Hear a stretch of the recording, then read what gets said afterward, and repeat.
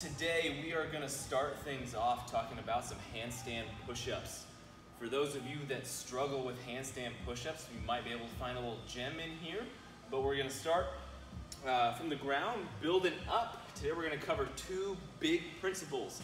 We are going to talk about your head position, that bottom position. When you're in that bottom, about ready to shoot up for that first handstand push-up, you settle yourself down. We're going to put you in the optimal spot in order to reach those goals for handstand push-ups. And then going beyond that, we're going to work up to the hip, and we're going to talk about that hip and how to more efficiently put that hip drive that we're going to develop into a successful rep.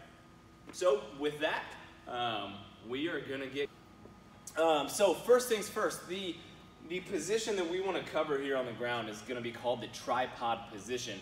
If you want to think about the handstand push-up as a movement, you can combine it between two movements that you commonly do all the time. The strict press and the back squat or front squat, just a regular old squat.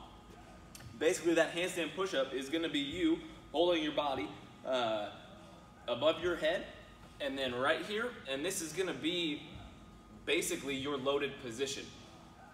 So if I were to take a barbell or this lovely PVC pipe and do a strict press for you, you would see that when I press up, my elbows come out and I come into this position before I can bring that bar over my midline. Exact same thing is what we're going to do here on the wall.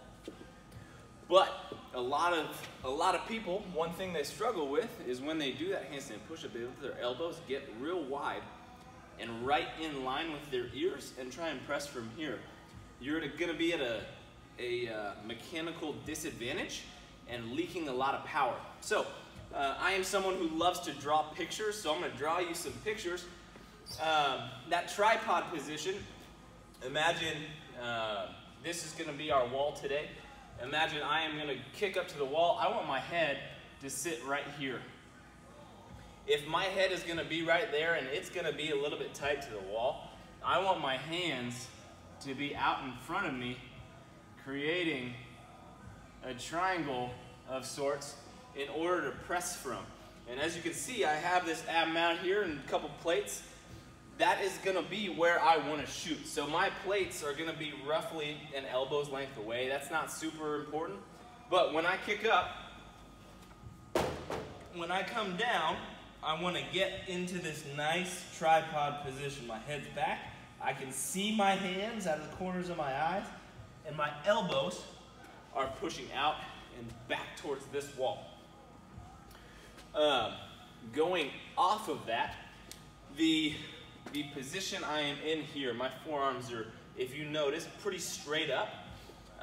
If I were to go home right now and build myself a coffee table, and I want the most stable coffee table that I can possibly build, I'm going to build that coffee table to where it has a sturdy base, just like this push-up position. So I've already got my sturdy base here, 3 points of position.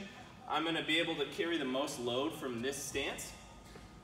So now when I have my elbows, instead of taking my elbows and pointing them out, like so, not going to be a great coffee table. What I want to do instead is keep those elbows nice and straight up and down with those upper arms coming in a little bit more. I'm going to be a little bit wider here at the bottom.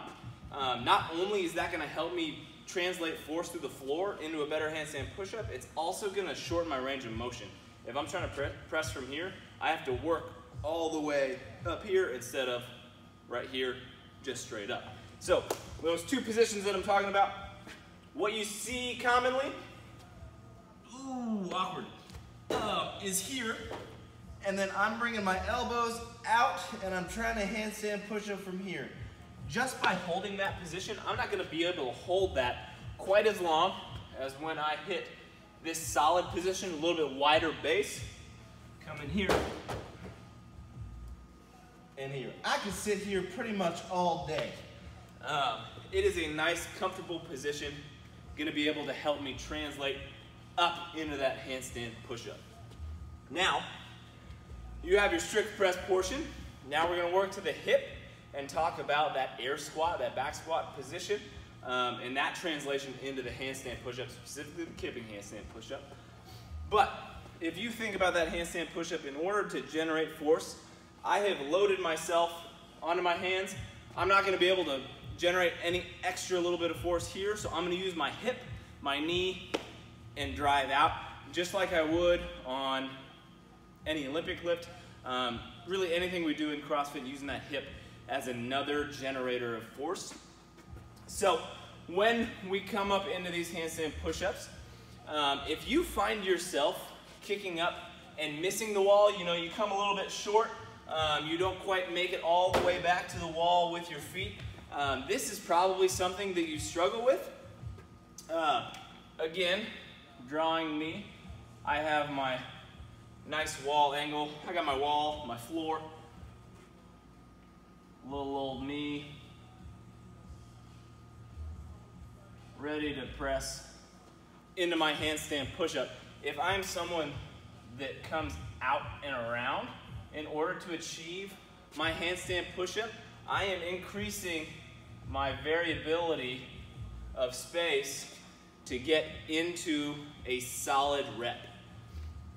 So what I'm gonna have you give you as your take home today is when you hit and load that hip to go into that handstand push-up, I want you to think about, just like in a squat, driving your knees out to create that force. If I'm here in an air squat, I'm gonna have a whole lot harder time loading myself as opposed to getting some of that internal, external torque and driving my knees out over my toes. So what that's gonna look like for a lot of you, and I'm gonna start with 2 reps of what is commonly seen, that common fault, and then I'm gonna show you 2 reps of that close kip, threw my marker away when I need it, that's instead of throwing myself out, it's gonna throw me more straight up and down, which is very basic when it comes to efficiency. The shorter the distance, the more often you're gonna be able to do it. So that common fault is gonna look like this. I come down, I load in front, I tuck my spine, and then I shoot out to get away. And chances are, I'm gonna do one of those numbers and not quite get all the way back. If I have poor shoulder mobility, that's really gonna hinder me from hitting consistent reps. So what I want you to think about is when you're in that loaded position, you are going to, instead of bringing your knees to your chest, bring your knees to your elbows and kick out and around to get up, looking like this.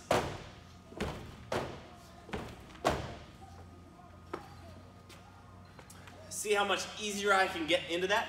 It's also gonna take shorter time to get up that wall, creating some more speed. So not only am I using less energy to get up, I'm also increasing my ability to give myself more chances to get those reps. So those are your few things for today. Tripod position, strong elbow position, kicking them out. I'm gonna add one more thing to that. Sorry to backtrack. This fly is all over me. Those elbows. Think about it like a push-up.